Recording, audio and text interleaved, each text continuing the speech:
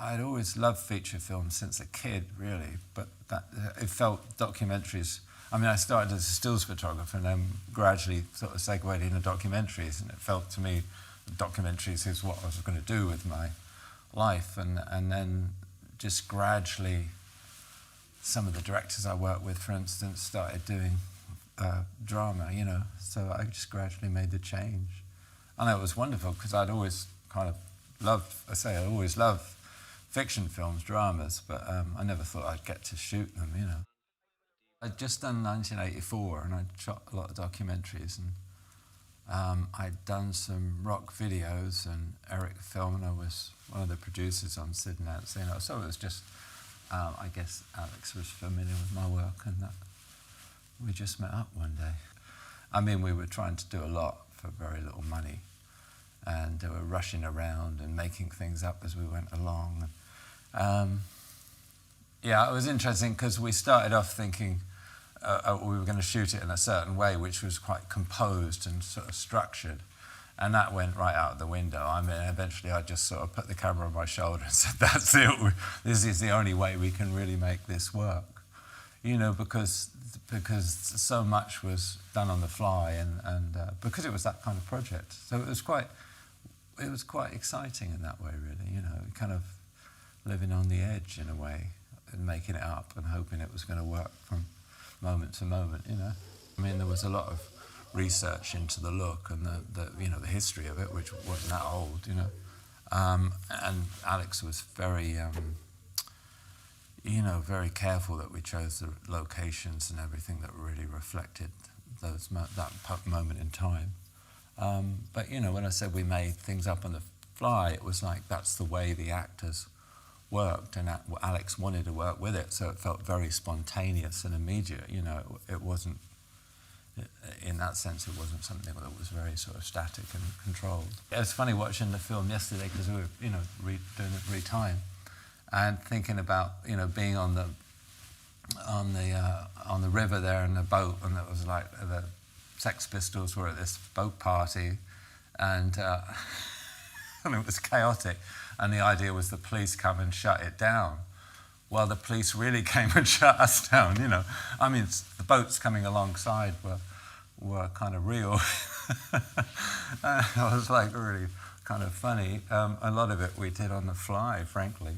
I mean, but it was more like that in those days. I mean, I shot a number of films where we did things without permission, you know, like blowing up a Rolls Royce in the East End of London in the middle of the night, and then packing and running as quick as we could as the police sirens were being, you know, heard in the distance. I mean, you sort of, I know, it's crazy, but you did it. I mean, I don't think you'd even entertain doing that now, not on a movie. Abbe Wool, the writer, and Alex and myself would go to work together. And Abbe was saying, you know, I really think when they're in the alley kissing, we want trash falling on them. You know, there's got to be something surreal about it. And I said, well, you know, you mean trash bins? And yeah, they said, yeah, with trash bins falling. I said, well, that's going to look a bit weird if they kind of trash bins are going through frame, going, you know. So I said, well, but if we shot it at high speed, or maybe Alex said, what do we shoot at high speed? Oh, yeah. Oh, we got to get a high-speed camera. So we're in this alley, and the guys are finding trash bins from down the street and taking them up onto the roof, throwing them off. We've got this camera which turned up about an hour and a half later from one of the rental companies, but it kept jamming. So, you know, turnover, the trash is falling down, the camera would run at 120 frames and then jam completely. And I'm thinking, this is my first time shooting in the States. I'm thinking, here I am in Hollywood and the camera doesn't even run. It was very weird. So eventually we got a take that was, you know, whatever, it was 30 feet long or something. It was long enough for the shot, and that was it, really. We were actually lucky to get the shot because the camera was screwing up so much. But it was just something that was like talked about in the car going to work, and like, yeah, oh, let's do it at high speed so it's more poetic. Okay, trash bins. It was kind of funny, but it was that kind of shoot. There's a long dialogue scene going across the bay on the Bay Bridge in San Francisco. And I always remember that because I'm sitting at lunch having a pretty hard day's shoot, And Alex says, can we go and shoot something? I said, what, yeah, now it's lunch. He said, no, I just need to do a little shot in the car. Oh, okay. On the way to, we were somewhere else in San Francisco, so we get in this car with a camera, just me and a couple of magazines. Sound recorder is hiding in the bottom of the boot or something. We drive across the Bay Bridge. Alex writes a dialogue as we get to the start of the bridge. Gives it. I think we're shooting like 2 minutes of dialogue driving across this bridge, just like 3 of us in this car. It was kind of that. It was crazy, but it's in the film. It's a great little piece, you know.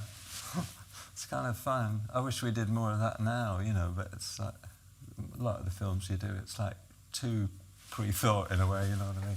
I think it's one of the major performances ever in film. I really think it's quite stunning.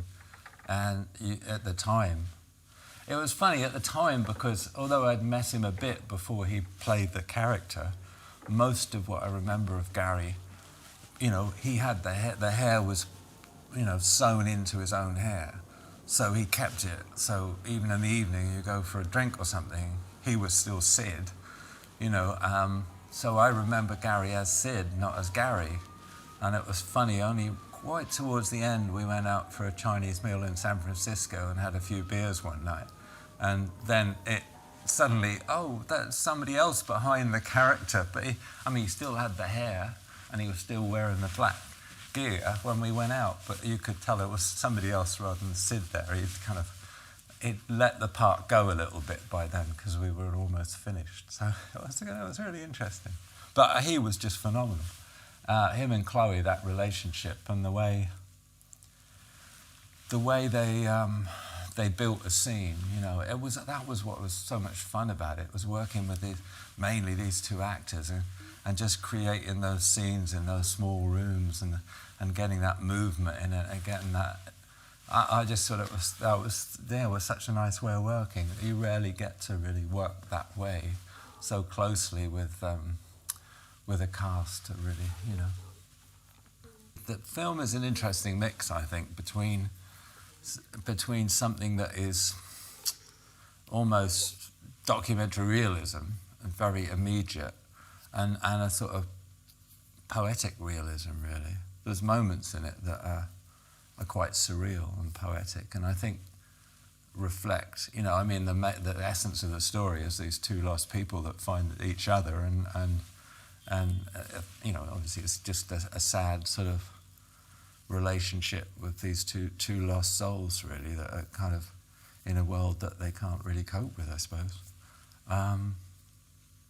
So, you know, it has an element based in a reality, but there's moments that become very surreal, like when, you know, when Sid does the My Way video in Paris, you know. It's like it becomes a dream, and the end of the film is very much a sort of surreal dream. But I think that was Alex's real forte, his strength in filmmaking. He could mix these kind of, one moment you're laughing in what is almost slapstick comedy, and the next moment it's like, you know, Sid is cutting himself with a razor, and then the next moment, then there's kind of money floating through the air, and it becomes this kind of surreal kind of nightmare. He's very, very clever. I think I always thought Alex, it's been a shame he's not done much more, you know, in movies, because we need people with his kind of sense of visual expression, you know.